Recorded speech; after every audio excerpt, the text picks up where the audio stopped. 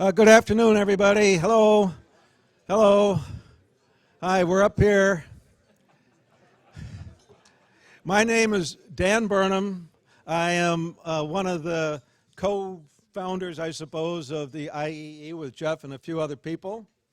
And my job today is to introduce to you the last speaker. Was that a cheer that I heard? And I am delighted to do so. His name is Matt Rogers. He's from McKinsey.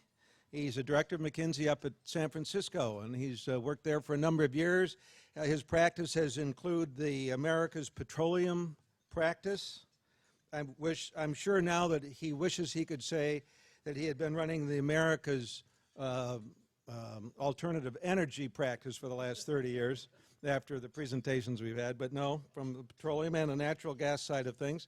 But he's also been a senior advisor to the Secretary of Energy for the Recovery Act implementation, which was $35.2 billion, so we probably all owe Matt thanks for whatever munificence came our way because of your involvement. So Matt's subject is going to be the demand side of the equation. We've heard a lot about the supply side. So as soon as he's done, we're going to sit down, we'll have a little conversation, and my job is to moderate to get you to ask some intelligent questions. So with that, Matt.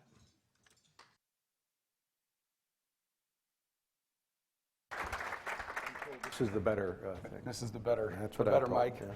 Thank you, Dan, for that very kind introduction, and it's a privilege to be here this afternoon in Santa Barbara on a day that highlights exactly why Santa Barbara is such a remarkable place. It's also good to be here in what I now understand is gallium nitride valley. I had not thought of it in that way before, but if you think about it, it kind of fits, and that's quite good. The UC Santa Barbara has a very important role if you look across the country in terms of innovation around LEDs and lighting, around energy efficiency broadly, around solar. So I think this notion of a gallium nitride valley and sort of being present at the creation of that valley is quite a good thing.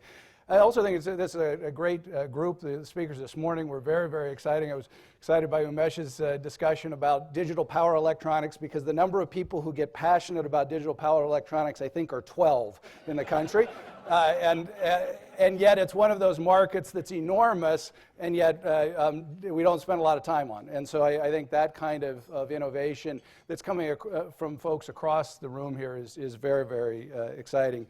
Back in 2005, as energy prices started to rise, I started collaborating with the McKinsey Global Institute, looking at this theme that we started talking about of energy productivity. How do we get more GDP out per unit of energy coming in? Because like capital productivity and labor productivity, our view was that countries and companies that use resources more wisely, over time, were going to be dramatically more profitable than those that didn't. And so that was the genesis of a whole series of McKinsey work, the McKinsey greenhouse gas abatement curve that many of you folks are familiar with. It said the United States had 1.1 gigatons, roughly 20% of U.S. CO2 emissions were associated with energy efficiency reductions. Were, if you will, the cheap part of CO2 abatement, and a really important part of focus there. For my sins and that work, Secretary Tu called me on, it was New Year's Eve of 2008 going into 2009 and said, I need you to come back to Washington. I said, no, I got a job. I really like my job. I don't want to go to Washington. And he said, no, I really need you to come back and to spend this $35.2 billion. Do it really quickly, do it really wisely, and don't screw it up, because what you're doing is you're making a down payment on the nation's energy and environmental future. Oh, by the way, you have to get it done in 18 months, because that's the amount of time Congress has given us to do that. Interestingly, UC Santa Barbara was a beneficiary, and several of the companies in this area were beneficiaries of that funding. All told, 5,000 award recipients across the country. And when you look at somebody like the OPX Dow deal that was KT mentioned earlier, you get very excited about a set of down payments beginning to translate into real and lasting impacts on the energy economy.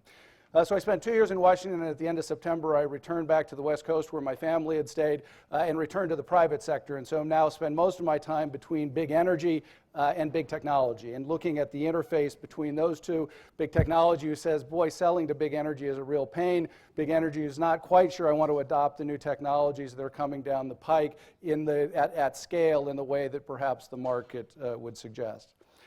What I thought I'd do this afternoon is make 4 basic points, and we'll try to do it in a way that is somewhat entertaining, otherwise everyone will retreat to the beach. The first is that sustained economic growth depends on significantly improving our energy and resource productivity broadly.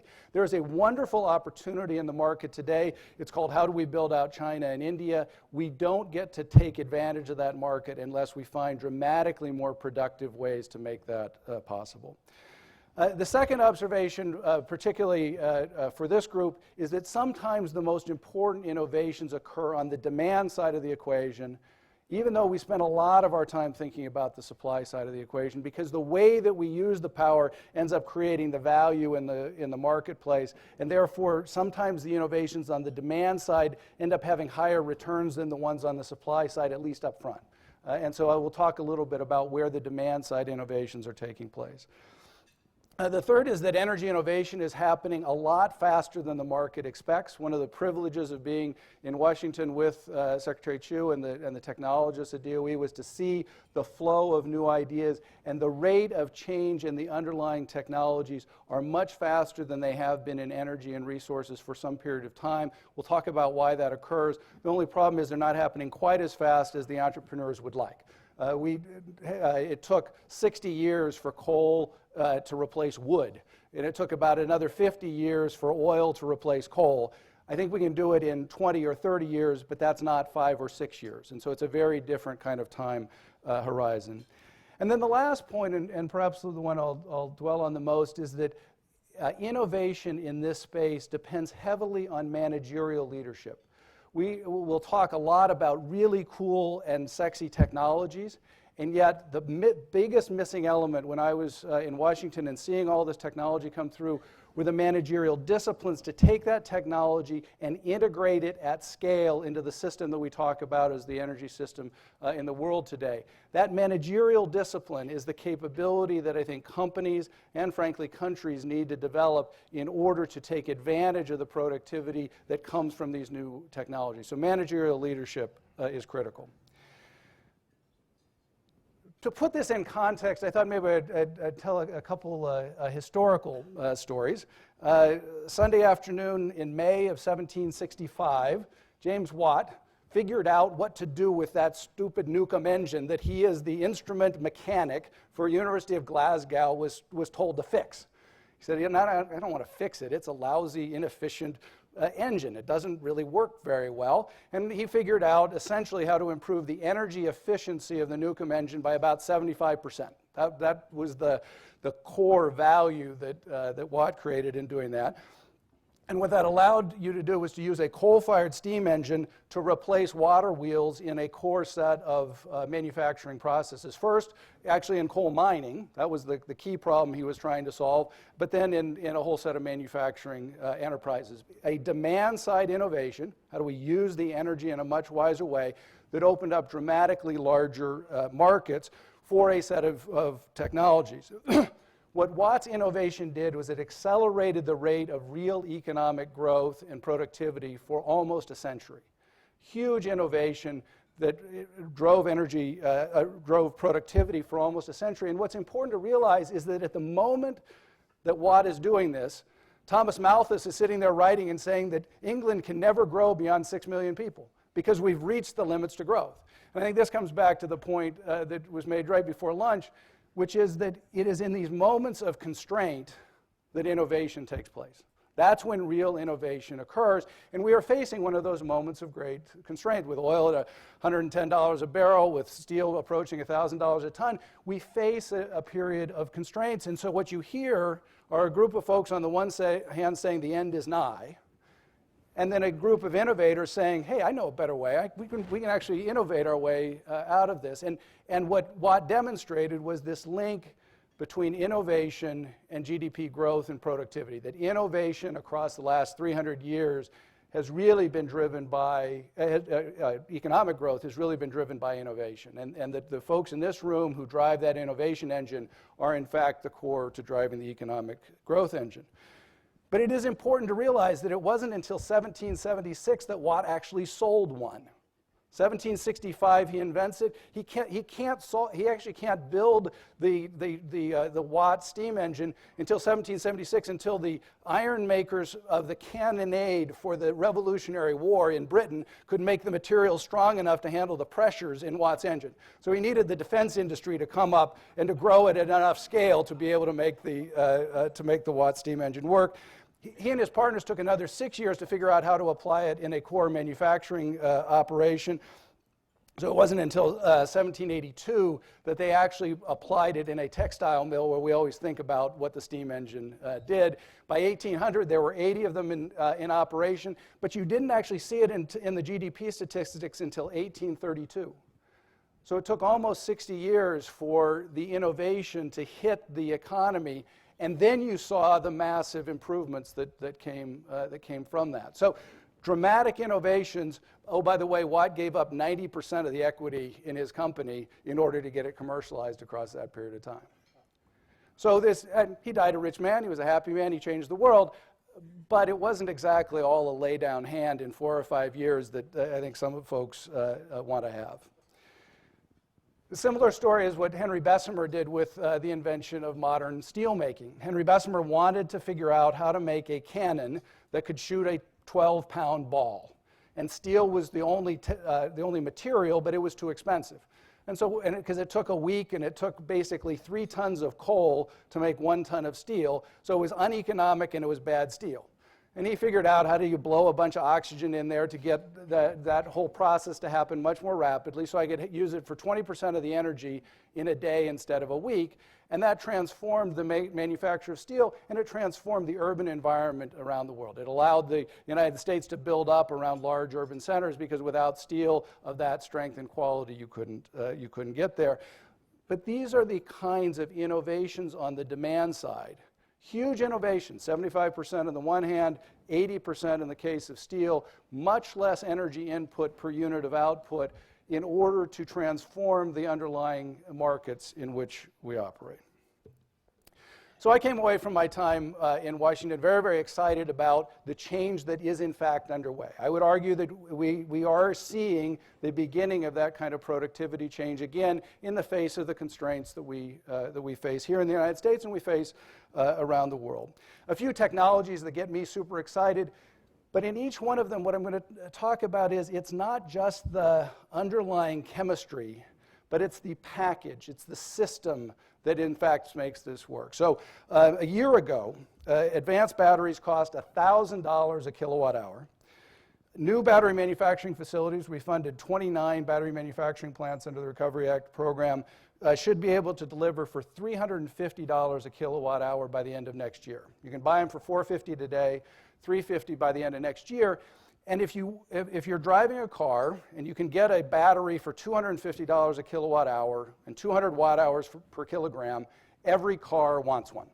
Why? Because it is a very cheap way of energy efficiency. It provides better acceleration and better safety than the alternative technology in the market. So again, to the point of side benefits being as important as the core energy benefit, a lot of folks will actually buy the batteries. If you look at the new Porsche coming out, hybrid Porsche coming out, for example, it's all in acceleration because people will pay for the acceleration. So the ancillary benefits are important. But all of a sudden, it isn't just about the battery. It isn't just about the battery chemistry, because that's about half of the value.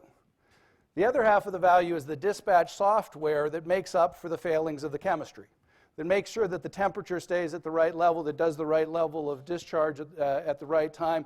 And then the other value is in how you integrate it into the platform. Because if you just stick a battery in the existing platform, you don't get the value that you do from out of the entire system. So it's redesigning the system that makes the value possible. So one of the very important keys to the innovation that we're seeing in energy technologies now is this ability to link software with chemistry. This is a difference to the innovations that we saw 50 years ago. We didn't have software that could make up for the advances. The software scales in ways that the chemistry might not.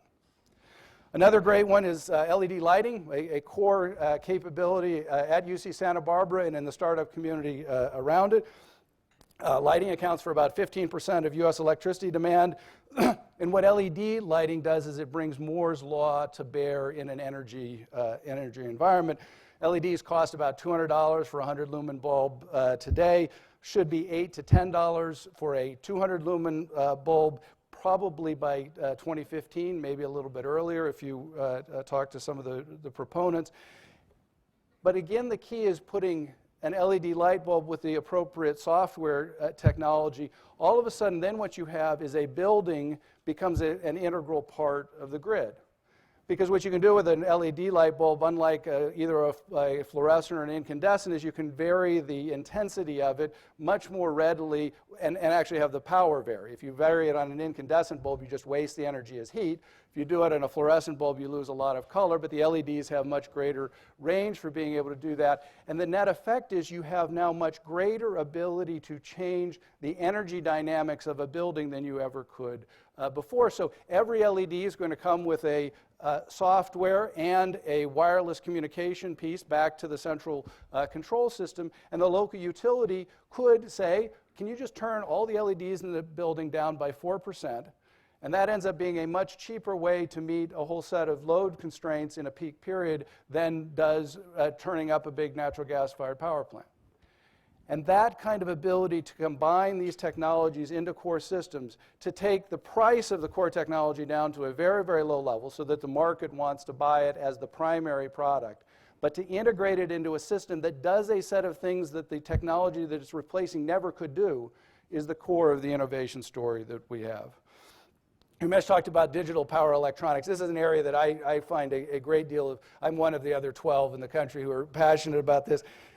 The transformers that we use, the transformer you have outside your house, was invented in 1885 by Edison and Westinghouse. They invented the technology in the same summer. They had a great competition to see who's would end up winning. Westinghouse ended up winning the competition, so we have the alternating current system coming out of there. And we designed our U.S. electrical system for the next 125 years to deploy the technologies that Edison, Westinghouse, and Tesla invented in 1885 across the United States at scale. That was what we designed our utility system to do. Technology didn't change very much. It's basically the same core technology. Typical transformer costs $20,000. It weighs about 10,000 pounds. It takes up about 250 cubic feet in a substation. And the ability to bring either silicon or gallium nitride, silicon carbide, gallium nitride, get great competition ahead. We'll decide whether this is the silicon carbide and gallium nitride valley or just the gallium nitride valley. But the ability to deliver the results with 1/10 the energy, so take all the waste out of the system, and 1/100th the size. Just think about a major urban environment where you don't have to have a substation that takes up a block of major urban real estate. I can do it in 1% of the footprint of size, and all of a sudden you invest in this as a utility just on the basis of the real estate freed up, no less the energy efficiency that comes from that. So these are innovations that benefit from highly scalable fundamentals. The availability of very low-cost sensors, the availability of software. We're riding on the innovations that are occurring in consumer electronics. The ability of the batteries are benefiting a lot from the consumer electronics revolution. So the core of it is we, as in the energy world, don't have to bear the full weight of innovation. What we have to do is adapt that innovation and bring it to bear in the networks that exist here. So what this does is it puts a focus on managerial leadership. How do managers then cope in this kind of environment? How do managers position their companies, and frankly, how do leaders position their countries to take advantage of changes that are at this scale and importance? So 10 principles to think about. The first is, are you spending enough time at the bleeding edge of technology? One of the things that's true in periods like this is that there are black swan events. If you bring in the market for batteries at $350 a kilowatt hour is about 500,000 units a year in the United States. At $250 a kilowatt hour, it's about 12 million units. So all of a sudden, it isn't a linear progression of one to the next. All of a sudden, you have a huge market that opens up when you hit the key price point. As you think about projects, are you planning around high energy and high resource costs? Are you planning for a $150 a barrel of oil world? Are you planning for $1,500 a ton of steel? Because the optionality that you design into a project, if you think that high prices might come, because the likelihood is there that they will, usually wins out over a long period of time in terms of investment decision making. Are parts of the portfolio really designed to deliver 80 or 90% improvements, the kind of improvements that Watt and Bessemer brought to bear? Doesn't mean that the entire portfolio is going to do that, but you have to have experiments going on that are shooting for that. Over the last 100 years, if you were a manager and you delivered 1 to 3% every year, you did really, really well. But in this period of time, you have to have parts of your portfolio of innovation that drive further and faster than that. And at the core of this, can you package these innovations into simple systems? I talked with the CEO of one of the big utilities in the United States, and he said the first time somebody took one of those smart grid gizmos and put it on my system, it made it worse. And the second time they did it, it made it even worse. And the third time, it was worse than that. And by the time we had 5 of those gizmos on there, it was really operating badly. Now, by the time we got 30 pieces of equipment on there that all worked together, and we had to go through about 180 to find the 30 that really worked, then we really had something, and it operated 25 to 30% better than the system had before. But we can't do it in a way that all of a sudden we just sort of throw things at the system. These are systems, these are networks. They only work as networks. And if we try to do it one piece at a time, incremental, it won't actually get us there. Another broad theme is this theme about instrumentation. Have you instrumented your company? Have you instrumented your institution in a way that allows you to capture the data that's necessary to take waste out of the system? Again, every light bulb with a sensor on it is the metaphor for what we're seeing across companies. And then the theme that we've talked about broadly, how do you create that tension in the organization? Because organizations innovate when they face constraints. They don't innovate when they have huge surpluses lying around. And so this notion of forcing companies to accelerate the rate of productivity, to hold your people accountable for moving the rate of productivity year by year becomes enormously important. So the core technologies that we have been talking about, that we use today, the core technologies that we use in energy, were mostly invented 125 years ago. So maybe we have an opportunity to take the next step. And in this room, I think you see the kinds of technologies that can take us to the next level. But it requires this kind of managerial leadership, this kind of managerial judgment to take those technologies and, as Umesh was talking about, put them into packages that make it simple for people to adopt and to use, into packages that deliver dramatically more benefits at the same or lower cost than the incumbent technologies. And that's the characteristic that occurs mostly on the demand side. The industrial revolutions tend to begin with demand-side innovations. And I think that's what we're beginning to see in the U.S. market, in the global market today. And with that, why don't we stop, and we'll be happy to take your questions.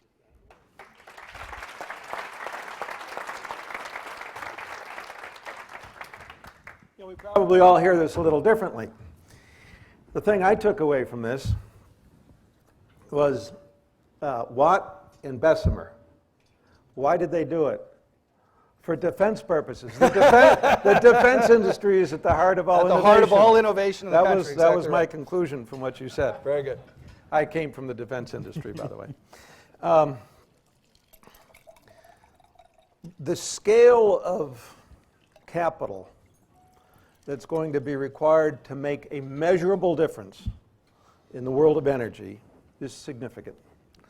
Those sources of capital will in part be coming from the venture capital firms and from the private equity firms, but a lot of it from the major owners of capital, which are corporations, who are inherently risk averse, whose managers tend to be motivated on a very short cycle of a quarter or of a year.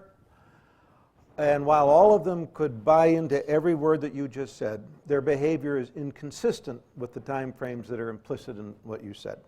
So could you comment about how to sort of square that circle? if you buy my premise.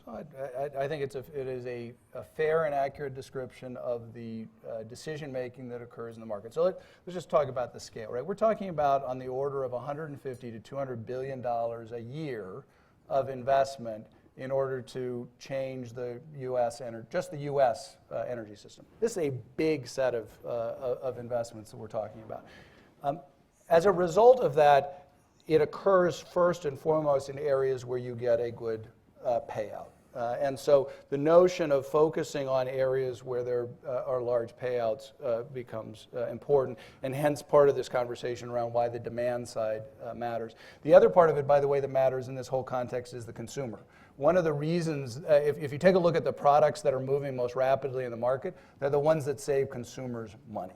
And so if you look at where I think batteries are going for automobiles, you are seeing batteries that you will save U.S. consumers on the order of $300 or $400 billion a year as you deploy these in the market. And so that then ends up creating the pull.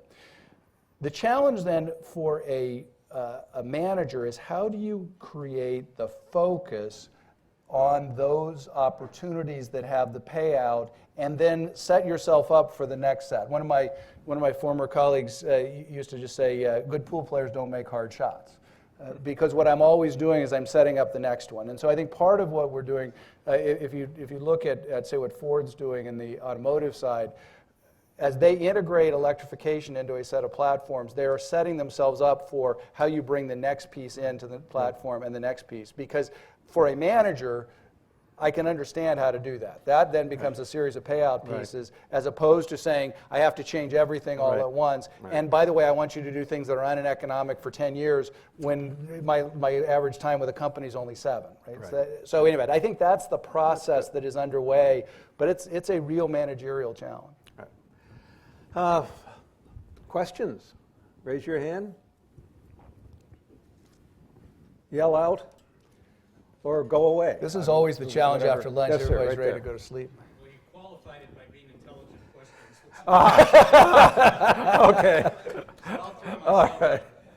I will throw myself out there, following up on your defense point of interest there. As you know, the defense industry today is being led and directed by Secretary of the Navy Mabus and Secretary Gates, who have said, forget the ships and your traditional development of technology to a great extent. Those budgets are being constrained. Instead, we want you to focus, as the ONR, Julie from ONR had pointed out, top of the list was power and energy. Can you speak to how we can help educate everyone that has technology, that is, I mean, there's a cultural difference between renewable and alternative. If you go back to people that were doing solar panels in the 60s, 70s, 80s, and so forth. So I'm afraid that there's this barrier between, or educational gap between the operations that want sustainability and the military, that it's a top priority that they want sustainable and renewable energies. So can you speak to that at all as far as education and funding? This was probably 3 weeks ago. The Department of Energy and Department of Defense signed a memorandum of understanding, really focused on this question. And there are really two parts to the DoD piece, and I presume the earlier speaker talked a little bit about it. Dorothy Robine, who's the Undersecretary for Energy, is really focused on how do you get the domestic base infrastructure, the home bases, to work much more efficiently, because the risk that we run in the U.S. Base infrastructure is to terrorists coming in and taking out a base by interrupting its energy supply, essentially taking it off the grid. And so all of the work on smart grid and microgrids in the bases, all the work on renewables generation to enable bases to operate without being exposed to the external market, enormously important for national security on that side. And then on the other side, Sharon Burke is driving the program to essentially improve our tooth-to-tail ratio, our ability to empower our fighting forces to be in the areas of combat without having to have these enormous supply lines that are so vulnerable and make them really restrict their ability to operate. And at the core of that is doing things like making batteries lighter. The average fighting force person has way too many batteries in their backpacks, and they're having to carry those around in the field of battle. And so they need to drive a rapid improvement in the energy density of batteries. They're trying to do a whole set of things in Afghanistan right now on biofuels on the front line. How do I use, which is also part of an economic development story, how do I make sure that the agricultural producers get back up and operational in areas of conflict, but then have a market in which they can sell their output, and biofuels is one of the ways that they're looking to do that. So under Gates, Secretary Gates' leadership, with Secretary Mavis being the sort of the most outspoken and forward-leaning of the services, the DoD is moving very, very rapidly in that direction, and then relying on DOE to really drive the research agenda to support that. So DoD says we'll buy your product. If you're ready to go, we'll buy your product. DOE is really trying to drive the R&D agenda, and that collaboration, I think, is very, very healthy. Secretary Gates, Secretary Chu have spent a lot of time together, both on the defense side of DOE, but then also on this set of issues, and that collaboration is very healthy, and I think healthy for the nation.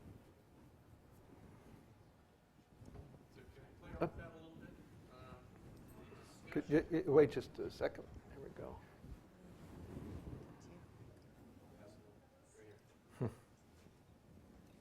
So Julie basically mentioned the Department of Navy as basically being a buyer of the output from infrastructure that really wasn't well defined. So by being a buyer of biofuels, does this mean that the defense industry should be investing in biorefinery technology, or should they be a producer of some of these fuels? Because without controlling the source, you really haven't solved what their problem is, which is reliability and access. One of the credits to the U.S. defense industry is one of the core capabilities that they have is the system integration capabilities, the ability to bring multiple technologies together onto a single platform and make sure that they operate in a complementary kind of fashion. What you see with what Boeing, Lockheed Martin, for example, are spending a lot of time in the smart grid arena, because they have the ability to bring multiple technologies together and integrate them into a defense environment. They understand cybersecurity very, very well and are doing some great things in innovation there. They're able to bring these technologies together in a way that operates reliably and securely. And so I think it goes back to this managerial capability. When I left government, I said there are on the order of a dozen or 15 companies who have well-vested capabilities around system integration. Turns out that a set of the aerospace and defense players are among those who are best at doing that. And let me just add to that. Another core competence of the defense industry is they know where the money comes from, and they know how to communicate to it. Yep. The money does not come from DOE. The money does not come from DOD. The money comes from 545 directors, if you will, senators and congressmen. And while this is your deal, a core chart that KT put up, I don't know if she's here or not, there she is, showed that initial phase coming of the 6162 research from the government. Indeed, I was joking about Watt and Bessemer, but so much of it does come from that area. And so I think one of the policy issues is how do we continue to communicate to the holders of the resources that drive so much of this innovation that's absolutely critical to us in these most difficult financial areas. To me, the most logical place to do it are the people who are the most proficient at doing it, which is the Defense Department or the defense contractors. That may be from a point of view, it's also from a point of experience. Question here.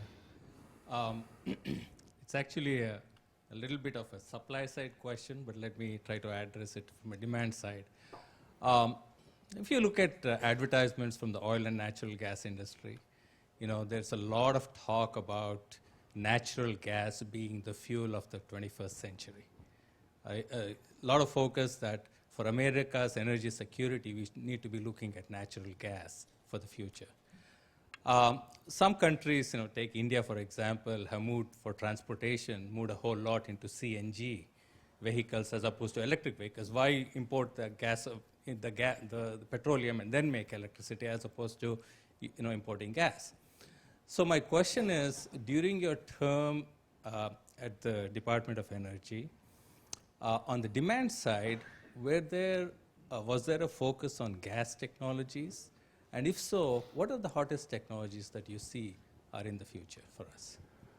So first off, the innovations in unconventional gas in the United States are among the most exciting energy innovations that certainly in my lifetime and perhaps probably in the last, well, we'll call it in the last 50 years, and they're about the same.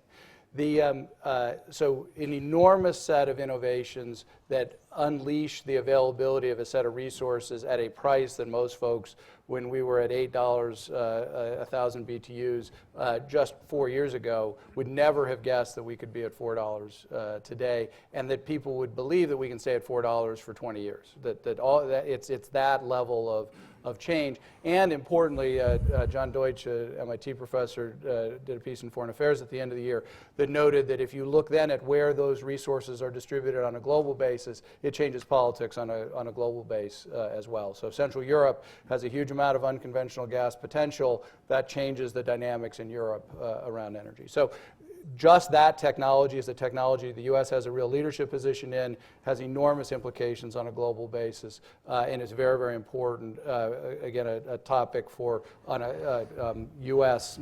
state-to-state basis.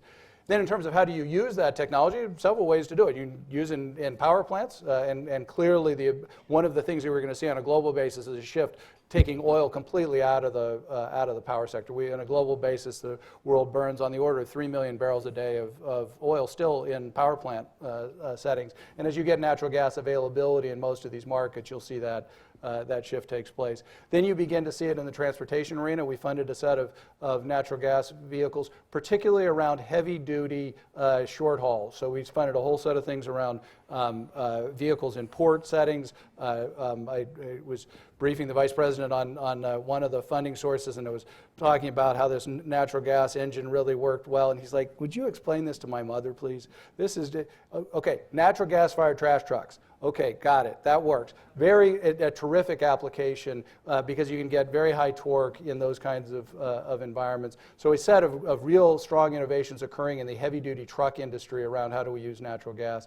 So a set of things there. And what you're seeing is the return of a set of chemical industries built around natural gas, again, as they shift from naphtha to methane-based, from oil-based to natural gas-based, and return to the United States. We'd lost most of the chemical capacity in the United States. We can bring it back now with low-cost natural gas. So, and the innovations that are occurring there are really remarkable in terms of how you use natural gas to make very attractive end products. So you spoke quite eloquently about the need for control network technologies in this space. My question is, how much do you see in that field as far as the community is concerned and its engagement in the energy sphere, and how much of the RI investment actually went to those types of ideas? So very little of the Recovery Act investments went to that particular area. It was a significant gap. It's one that the Department of Energy recognizes and is working hard to fill, because one of the challenges is how do you get the control technology folks to come into the energy arena. One of the exciting things was the ability to take biotechnology people and bring them to energy, because they brought a whole different set of lenses and solved a set of problems. We need the same sort of thing, having control technology folks come in. You're seeing it beginning around the smart grid.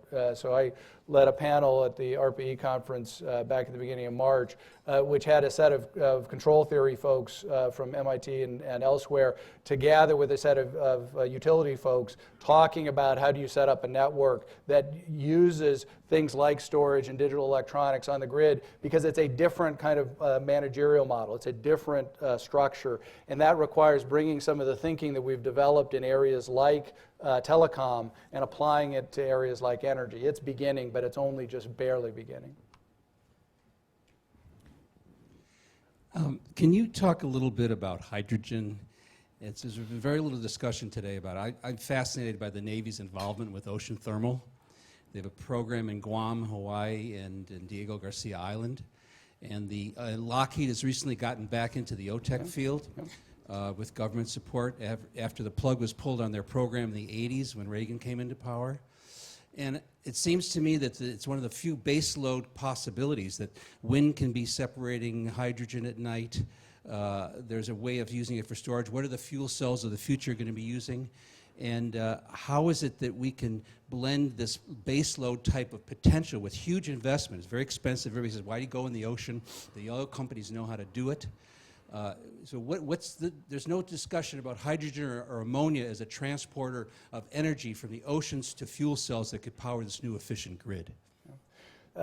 So hydrogen's, the great situation we sit in today is a competition between and among multiple technology pathways to the same end.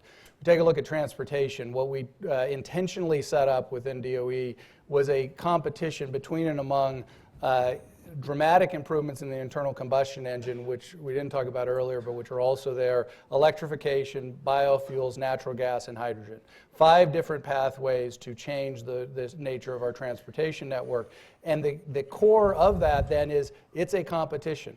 Game on, race on. And the challenge that hydrogen faces is it's been slowing, the rate of innovation in hydrogen has been lagging that of some of the other technologies. So clear part of the race, but the race is going to be won by the technologies that come into the marketplace with the kind of system integration that we're talking about that allow consumer adoption to happen quickly. That may be hydrogen. It may also be electrification. It could be natural gas-fired engines.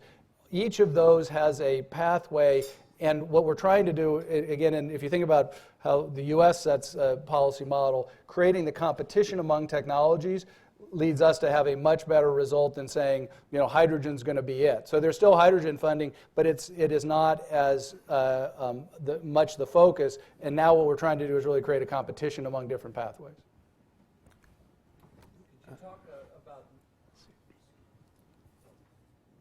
you talk about nuclear? I'm aware of a couple of startups that are doing, one Bill Gates has talked about, another that doesn't use uranium at all, uses hydrogen and boron, and they would be much, much cleaner in the afterlife, if you will, and actually much more economic, I think. So where is the DOE thinking about nuclear?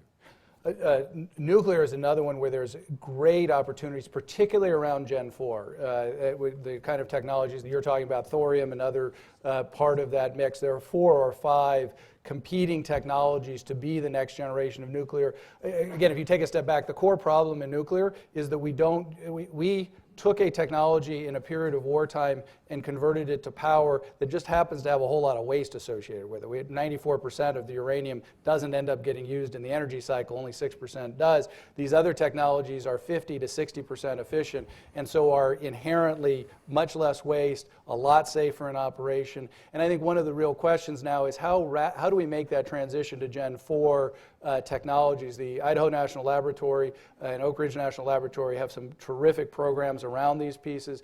It takes a large block of money to scale up. Oak Ridge has actually proposed to build the first commercial scale, or actually pilot scale in that context, Gen 4 reactor here in the United States. It's a set of technologies that particularly as people have concerns about Gen 3 technologies, I think we are seeing the opportunity to bring Gen 4 technologies into the marketplace much faster. One of the things that was exciting about working at the Department of Energy for Secretary Chu is this is a leader who understands the underlying physics. He would tend to start each of his meetings, tell me about the science, which for a business guy was a little intimidating. But if you then take a look at things like nuclear, and particularly Gen 4 nuclear, I think he's is providing a lot of leadership to move that into the market a lot faster. Two questions. One's a clarification. I think you said $125 to $200 billion a year in capital. And, what's the ratio between the government and industry is to provide that capital? The simple model is substantially all of that's going to come from industry. What the government's role, I had a unique window, which was under the Recovery Act. We did a set of things around technology deployment that usually is not the government's role. But in a period of economic crisis, the government took on that that role from a fiscal stimulus standpoint. In general, where's the government going to provide the most important support? It's going to be at the innovation end of the equation, really driving the rate of innovation at a much faster pace, because basic research is really hard for companies to take on. So that's where the federal government's going to play the biggest role as we go forward. Substantially all of the deployment dollars are going to come from the private market. And the second thing, what do you think about Leon Panetta as our new Secretary of Defense?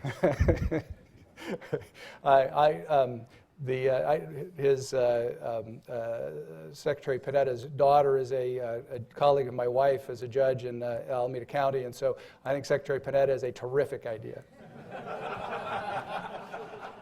Umesh. Just two short questions. One is a follow-up on what Jeff said. There's talk of also using thorium as one source. Do you have any comment on thorium as one of the sources? Again, I think boron, thorium, there's a set of these that are each very, very exciting. I think the opportunity now is really to create the global competition among these different platforms to figure out which one works.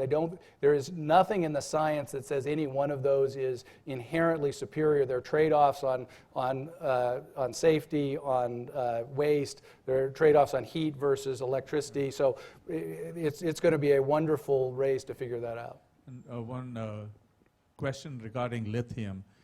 Could it be that we'd be trading off our potential, right now we are dependent on foreign oil. Could we be dependent on foreign lithium?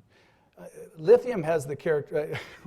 I knew I was in a different place than McKinsey about the second week I was at DOE, and I walked in, and 4 of the senior officers in DOE wore the same tie. It was a tie of the lithium atom. And I said, whoa, this is a different kind of audience than I'm used to. So when I left DOE, I gave each of them their appropriate periodic table ties so that they could, if we want to wear nerd ties, we can at least wear the appropriate one for our roles. That said, the opportunity that is in 2 opportunities ahead. One is lithium is dramatically more widely available than a lot of these other technologies. Plenty of lithium in the United States. We don't happen to manufacture it at the same rate. So it's more a question of development of the mining side of it. That said, there are also multiple pathways around lithium. So everybody gets excited about lithium, but there are other ways that you can make very good batteries. I mean, there's a reason it's number 3 in the periodic table. There's a reason that you use lithium, because it's really light and has a lot of electrons in there that freeze up well. That said, there are other ways to make good batteries other than lithium. And so, again, one of the design principles that we used at DOE is this competing pathways to the same end. This is something that Secretary took from his time at AT&T Labs, which is, let's set up 3 or 4 different horses in this race. That way we're not dependent on one of them winning, because we don't know where the barriers are going to show up. And then what you want to do is you want to cut the losses early and then double down on the winners and help them get around the biggest barriers. Okay, one more question. Going back to the nuclear, I just have a follow-up question for you. Is there an initiative to reuse spent nuclear fuel? So there's because I've heard that there is the technology available. That's right. I have heard nothing more that something's being done about it. Yeah, there's some very good technologies that could reuse spent nuclear fuel and take it on another pass through the fuel cycle and make that work. There's a blue ribbon commission that the Secretary at the President's guidance set up that's looking at a variety of different pathways around the waste side, because we have a large block of existing waste we need to figure out how to use. And then as we look at next generation technologies, we need to think hard about what the waste footprint is that comes from that. That group's supposed to be reporting out here sometime in 2011. And so I think we'll be looking at that range of technologies. It's a range of technologies the Secretary has spent a reasonable amount of time on. Matt, thank you very much. It was a terrific discussion. Thank you very much. Thank you.